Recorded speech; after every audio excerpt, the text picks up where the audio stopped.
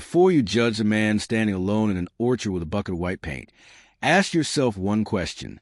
What if the people laughing at him were completely wrong? What if the poorest man in town, the father everyone mocked, understood something that no one else did? Stay with me until the very end, because this true-to-life inspired story isn't just about peach trees. It's about courage, wisdom, and proving that quiet determination is louder than a crowd full of laughter. And if stories about resilience, family, and impossible victories inspire you, don't forget to like this video, subscribe to the channel, and turn on notifications so you never miss another unforgettable journey. The first laugh came just after sunrise. It echoed across the rows of peach trees before the birds had even finished their morning songs. Then another laugh followed. Then another. Within minutes, nearly everyone passing the old county road had slowed their trucks, rolled down their windows, and stared. At the center of the orchard stood Marcus Hill, a 38-year-old single father with weathered hands. Faded blue jeans, worn leather boots, and old gray work shirt stained with years of dirt and sweat. A battered straw had shaded his dark face from the early morning light as he carefully dipped a wide brush into a bucket filled with thick white mixture. Patiently, he painted the lower trunks of every peach tree. Not one, not 10, hundreds of them. People pointed. Someone laughed so hard they nearly dropped their coffee. Another driver shook his head. "I've seen some desperate farmers before," one man muttered. "But this guy has finally lost his mind." Marcus heard every word. He simply kept brushing. White, smooth, careful, one tree after another. Behind him, sitting on the tailgate of an aging pickup truck, his 12-year-old daughter Ava watched silently. She wore faded overalls over a green t-shirt, her curly black hair tied into a neat ponytail. She held another bucket beside her, ready whenever her father needed more paint. She had already noticed the people staring. "Dad," she asked quietly. Marcus looked up. "Yeah, sweetheart." "They're laughing again." Marcus smiled without looking toward the road. "I know. Doesn't it bother you?" He wiped sweat from his forehead. "It used to. What changed?" Marcus dipped the brush once more. "I realize people usually laugh at things they don't understand." Ava nodded slowly, although she wasn't entirely sure she understood either. She trusted him.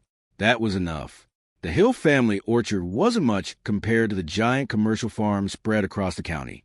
20 acres, 300 mature peach trees, a weathered red barn with peeling paint, an old farmhouse that leaned just enough to worry visitors, one rusty tractor that started only after several prayers and 2 kicks.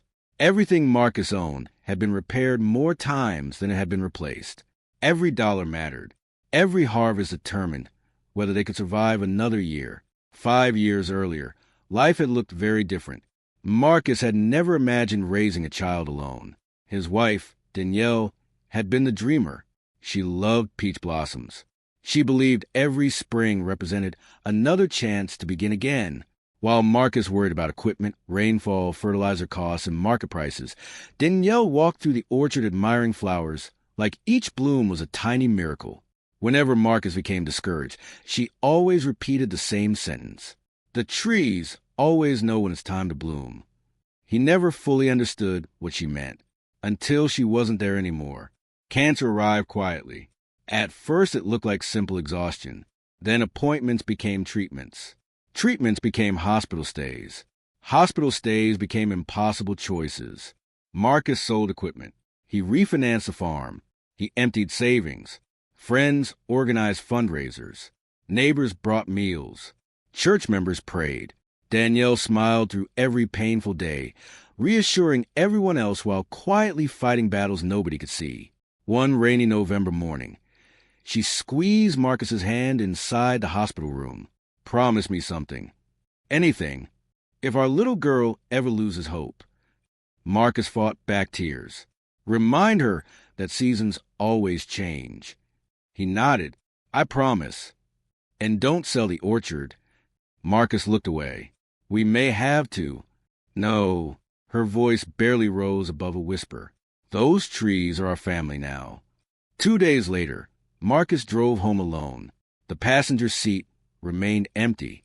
The silence nearly broke him. Ava cried herself to sleep almost every night for months. Marcus did the same. Only he waited until after she had fallen asleep. The orchard no longer felt alive. It felt haunted. Every row reminded him of Danielle. Every blossom reminded him of promises. The bills kept arriving. The mortgage company called weekly. Equipment repairs couldn't wait. Fuel prices climbed. Several neighbors quietly suggested selling the property before things became worse. "It isn't worth losing everything," one banker told him. Marcus almost agreed. Then one afternoon, Ava walked outside carrying a small watering can. Without saying a word, she watered the youngest peach tree Danielle had planted before becoming sick. Marcus watched from the porch. "Dad." "Yeah." "Mom said trees remember the people who take care of them." Marcus swallowed hard. "She did."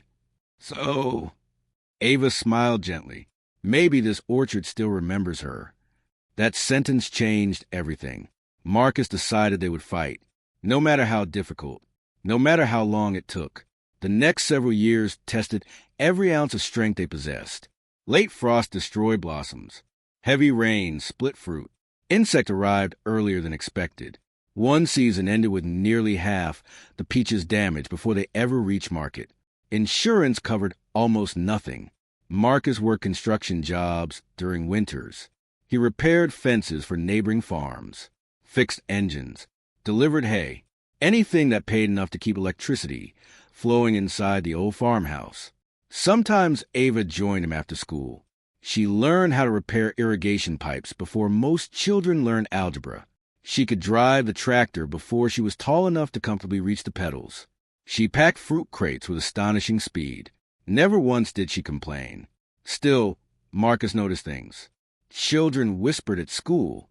Father would eventually lose everything anyway. She never repeated those comments aloud. But Marcus noticed a sadness behind her smile. One evening, she sat beside him on the porch, watching clouds drift across the fading sky. "Dad." "Do people think we're failures?" Marcus didn't answer immediately. Instead, he looked toward the orchard stretching beyond the hill. Hundreds of trees waited patiently for another season. Finally, he spoke.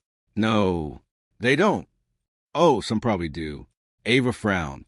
"Then why did you say no?" "Because failing isn't something people call you." She looked confused. "It's something you decide." Silence settled between them. "The day we stopped trying," Marcus continued, "that's failure."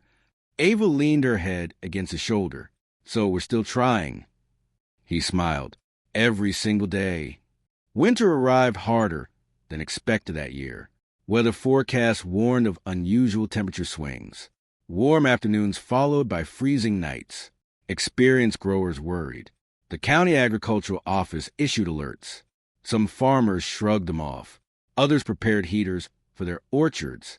Marcus spent every evening reading borrowed books from the small public library 30 miles away. Agricultural journals, research papers, old farming manuals. He had always believed knowledge could sometimes accomplish what money couldn't. Late one night, after Ava had gone to bed, Marcus stumbled across an article written decades earlier. The title barely caught his attention. "Reducing Winter Sun Injury in Fruit Trees." He kept reading. Then another article. Then another, hour after hour. He scribbled notes until dawn. By sunrise, his notebook contained nearly 20 pages. The following morning, he drove to the county supply store. Inside, several farmers discussed fertilizer prices over coffee. Marcus approached the counter. "I need hydrated lime." The store owner blinked. "How much?" Marcus answered calmly. "About 600 pounds. The conversation stopped. Someone laughed. "What are you doing?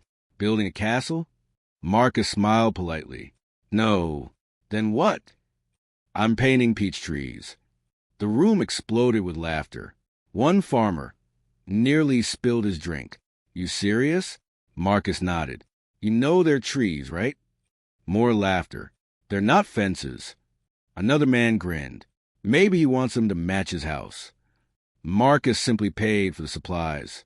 As he loaded heavy bags into his old pickup, he noticed several people still watching.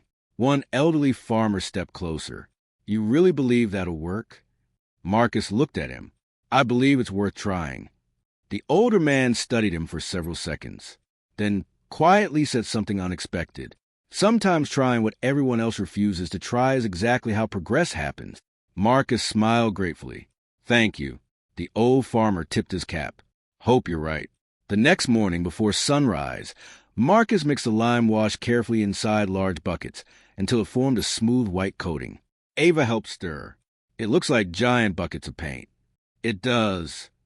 Are you sure this won't hurt the trees? Marcus smiled. If I thought it would, I'd never do it. She nodded. So why are we painting them? Marcus brushed the first trunk with slow, even strokes. Because sometimes the biggest danger doesn't come from the cold. Ava tilted her head. Then where does it come from? Marcus rested the brush against the bucket and looked out across the sleeping orchard, where hundreds of bare peach trees waited for spring, unaware that the greatest test they had ever faced was only days away.